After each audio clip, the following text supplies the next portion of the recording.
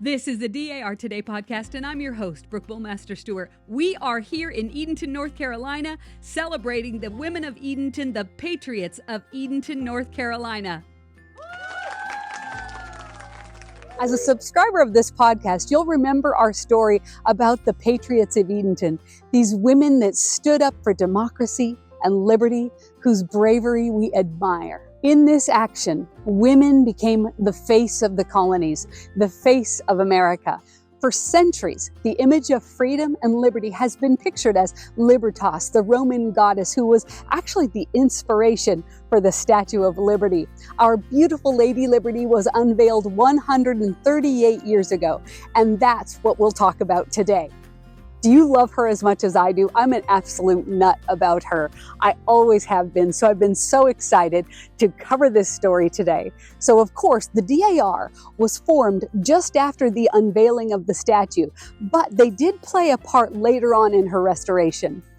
Are you someone who's interested in the same things we are as DAR members, promoting historic preservation, education, and patriotism? If so, visit our website, dar.org, and consider joining us. And also, we would encourage all of you to subscribe to this podcast. It premieres every Monday so that you never miss an episode. So let's jump into this incredible episode about how liberty enlightening the world came to be. And as always, hey, thank you so much for being here with us today. As women, we rarely brag about our weight, but the lady we're going to pay tribute today weighs in at a hefty 156 tons, but she's constructed of copper and iron, not flesh and bones, so no, it's not just water weight. We're of course talking about the Statue of Liberty, officially Liberty Enlightening the World. October 28th is the anniversary of the official unveiling, and we thought we'd do a deep dive into the rich history of this magnificent symbol of freedom and democracy. The Statue of Liberty stands as a beacon of hope and freedom, but its origins are deeply rooted in the ideals of democracy and the shared history between France and the United States. She was not just a spontaneous gift from France to the United States, she was the culmination of years of vision, dedication, and artistry. At the heart of this monumental creation was Edward René de La Boulaye, a prominent French political thinker and abolitionist whose vision transcends borders and centuries. In 1865, La Boulaye proposed a grand monument to commemorate the centennial of American independence while celebrating the enduring friendship between the two nations. His admiration for the United States was fueled by his fervent support for the Union during the Civil War. Through his influential pamphlets, he articulated a strong defense of the Union cause, championed abolition, and rallied support for President Abraham Lincoln. This earned him respect among Americans who recognized him as one of the foremost French advocates against slavery and a pivotal figure in persuading France to remain neutral during the conflict. La Boulay's hopes for the statue were not merely about honoring liberty. They were a call to action for the French people. After decades of oppressive rule, he envisioned the statue as a symbol that would inspire France to embrace democratic ideals. In La Boulay's words, "It will be the American liberty who does not hold an incendiary torch, but a beacon which enlightens." End quote. His words capture the heart of this vision, a statue that would illuminate the path toward democracy. Frédéric Auguste Bartholdi, a passionate patriot and talented sculptor, became one of La Boulay's most ardent supporters, and so, 10 years later, with Bartholdi's fervent support, La Boulay's dream began to take shape. In September 1875, La Boulaye announced the formation of the Franco-American Union, marking the official launching of a fundraising campaign for the statue. The French people would cover the cost of the statue itself, while Americans were tasked with funding its pedestal. This collaborative effort highlighted the unity and shared values of both nations in celebrating the centennial of American independence. The methods of fundraising were both varied and unique on both sides of the pond. We'll talk more about them later, but now on to the artist that created this masterpiece. Bartholdi's vision was to create a colossal figure representing Libertas, a Roman goddess of freedom and liberty. He integrated classic symbols with contemporary meanings, wrapping the statue with layers of significance and imagery.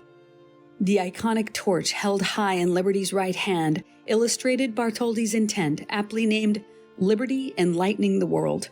In her left hand, she cradles a tablet inscribed with the date of the U.S. Declaration of Independence, July 4, 1776, paying homage to American ideals and celebrating the hard-won republic. A broken chain at Liberty's feet signifies the abolition of slavery and the end of tyranny, while the seven-rayed sunburst represents reason and enlightenment reaching out to all of the 7 continents. Each attribute serves as a guiding light, a beacon of hope for all seeking freedom. From 1870 to 1875, Bartholdi worked on the statue's form. He developed his final design through small working models that were later used as the prototype for measurements and scale. Bartholdi collaborated closely with the renowned engineer Gustav Eiffel, who applied innovative techniques to ensure the statue's stability. Eiffel's design featured a skeletal structure of wrought iron, allowing the statue to withstand temperature changes and strong winds. This 3-part framework supported the statue's copper skin, giving it both strength and flexibility. The statue was designed by a few, but built by many. Beginning in 1875, over 60 craftsmen at the renowned metalworking firm Gaget, Gauthier & Company oversaw the statue's creation. Bartholdi supervised every aspect of it, utilizing both traditional techniques and new technologies. Stone, marble, and bronze were too heavy and costly for a statue standing at 151 feet. The statue artisans utilized an ancient metalworking process known as repousser, from the French meaning to push forward. They were hammering the form out of thin sheets of copper. With this lightweight copper skin connected to the ingenious interior framework of Gustav Eiffel, Bartholdi's vision of liberty took shape into what was then the tallest monument in the world. So where was she going to stand, and on what pedestal? The choice of Bedloe's Island, renamed Liberty Island in 1956, as the statue's home was significant. The island had a rich history, serving various roles from a quarantine station to a military fort. The existing star-shaped Fort Wood provided a perfect base for the statue's pedestal, enhancing its imposing presence in the New York harbor. Frederick August Bartholdi originally envisioned the Statue of Liberty's pedestal as a Fortress of Liberty, he called it. When Richard Morris Hunt was commissioned to design it, he faced the challenge of creating a pedestal that could support the large statue without overshadowing it. Hunt incorporated some of Bartholdi's ideas while also experimenting with his own models, sharing sketches with the sculptor. They considered various designs, including a domed base and a Mesoamerican pyramid, before settling on a classical design. Drawing on his experience with large public buildings, Hunt designed the pedestal to create visually appealing perspectives of and from the monument, ultimately enhancing the statue's grandeur and presence. In early 1885, the completed statue was dismantled and shipped to the United States in 350 pieces, packed into 214 crates. The French steamer Isère and its precious cargo arrived safely on June 19, 1885. Each crate was hoisted up on the pedestal to prepare for reassembly. It is not lost on any of us the significance that many of these workers were immigrants themselves. Now, as with most things in life, this endeavor required money. While France was financing the monument, as I mentioned, the USA was to raise funds for the foundation, and I will say it was a real grassroots effort from both countries that financed the construction. Wealthy individuals and philanthropists did contribute, but the bulk of the funds came from small donations from ordinary people, including children. In the United States, Joseph Pulitzer, the newspaper publisher, played a key role in this effort. He used his paper, The New York World, to appeal to the public for donations. He encouraged readers from all walks of life to contribute whatever they could, promising to publish the names of all donors, no matter how small their contribution. To help with the U.S. fundraising for the pedestal, Frederick August Bartholdi wrote and sold a comprehensive illustrated account of the statue's construction. The statue's torch was on display in Madison Square in New York City from 1877 to 1882. For 50 cents, sightseers could go inside and climb a ladder to the flame. In 1884, the Sons of the Revolution took to the streets to gather small donations of nickels and dimes. Advertising campaigns, exhibitions, public events, and the sale of souvenirs were also significant parts of the effort to raise money. In France, the fundraising effort for the Statue of Liberty was similarly significant. The French people, inspired by the project's symbolic representation of liberty and friendship between France and the United States, contributed to its creation. The French fundraising was creative and often beautiful. They sold mother-of-pearl napkin rings and decorative ribbons at the 1878 Universal Exposition in Paris. In both the United States and France, souvenirs and smaller replicas of the statue were sold to raise money. Events were organized to showcase the progress of the statue, and Bartholdi himself made efforts to popularize the project, even showing parts of the statue in Paris before the whole work was completed. For a small fee, Parisians could visit the Gage, Gauthier & Company workshop and observe the statue's construction firsthand. Imagine being there for that. After 5 months of fundraising efforts, the world announced on August 11, 1885, that $102,000 had been raised from 120,000 donors for the Statue of Liberty's pedestal, with 80% coming in donations of less than $1. This effort by both countries is a wonderful example of how small collective contributions can result in monumental achievements. Despite the fundraising success, the pedestal wasn't complete until April 1886. Following its completion, the reassembly of the statue commenced with Gustav Eiffel's iron framework anchored to steel I-beams in the concrete pedestal. Workers carefully attached the statue's copper skin sections while dangling from ropes, as scaffolding couldn't be used due to the pedestal's width. Remarkably, no fatalities occurred during the construction process. General Charles P. Stone, the statue's chief engineer in the United States from 1883 to 85, designed the pedestal's foundation and oversaw the statue's reassembly in New York. On October 28, 1886, the day everyone had been waiting for, the skies over the New York harbor filled with cheers as the Statue of Liberty was officially dedicated. This moment marked not just the unveiling of an extraordinary monument, but the sealing of an enduring symbol of freedom and friendship between France and the United States. The day began with an elaborate naval parade in New York Harbor. U.S. Navy ships and vessels from other countries, as well as private boats, sailed past the statue. Thousands of spectators lined the waterfront to watch the parade. In Manhattan, on land, another grand parade took place with military regiments, dignitaries, and various organizations marching through the streets of New York City. The excitement was palpable. Businesses and private homes were decorated with American and French flags.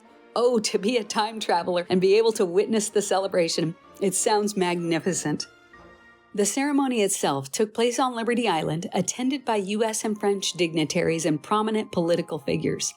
President Grover Cleveland gave a meaningful speech in which he formally accepted the statue on behalf of the United States. He highlighted the statue's role as a symbol of liberty and freedom and its enduring friendship with France. The French ambassador to the United States, Count Ferdinand de Lesseps, also made remarks representing the French people and government who had worked so hard for years to bring this symbol of liberty to life. Chauncey Depew, a prominent orator of the time, delivered a speech emphasizing the statue's message of liberty and its importance to both nations. The highlight of the ceremony, of course, though, came when Frederick Auguste Bartholdi pulled a tricolor French flag off the face of the statue, officially unveiling Lady Liberty to the public. The sight of the statue's face illuminated in the light of the late afternoon was a dramatic and iconic moment. Notably, Emma Lazarus's sonnet, The New Colossus, which is now closely associated with the Statue of Liberty, was not part of the ceremony, though it was written in 1883 to help raise funds for the pedestal. Its famous lines welcoming the huddled masses would only later be inscribed on the plaque inside the statue's pedestal in 1903. While the opening ceremony was a grand affair for people in the United States with limited liberty, it was a day to call out the hypocrisy. Some suffragettes of the time, protesting during the opening ceremony, objected to the use of a female figure to symbolize liberty when American women did not yet have the right to vote.